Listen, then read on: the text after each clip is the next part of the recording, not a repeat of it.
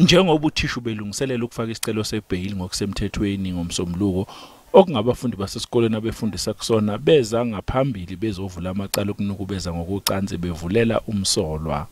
Bakhona bavelayo ebahlukumeza ilothisha kancane noma bavelele bunzimeni ngoba abaningi babo bayasaba abafuna ukuzibona ba-expose abanye basabela isithunzi sabo ngoba sebathe ukukhula lento le ibaqale basesebancane. Lothisha wavezwa obala ngomunye wabafundi bakhe owanyamalala kulamasonto amabili edlule wabe sebalekela KwaMhlanga kodwa wagcina ekhalelwe ngamasongo kasigonyela.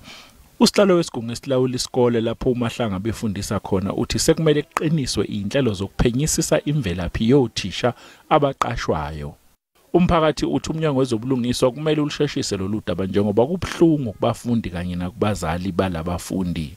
We are so sad because of the processings are slow, but not that this is very terrified about the situation is very especially to the victims. But we are still waiting for labanye bavele babe forward in order to ukuthi lenda bibe nesindo ngoba they are there, the victims are still there. Lolu daba lihlehliswa lumsombuluko ngesonto elizayo nokuyilapho kuzobe sekubekwa khona usuku lokuzofaka isicelo sebhayili ngokusemthethweni.